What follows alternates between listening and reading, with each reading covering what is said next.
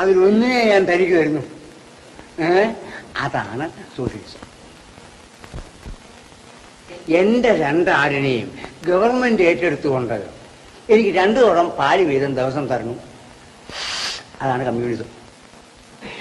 എൻ്റെ ഒരാടിനെ തനിക്ക് തന്നിട്ട് തൻ്റെ മുട്ടനാടിനെ ഞാൻ വാങ്ങുന്നു. അതാ ക്യാപിറ്റലിസം.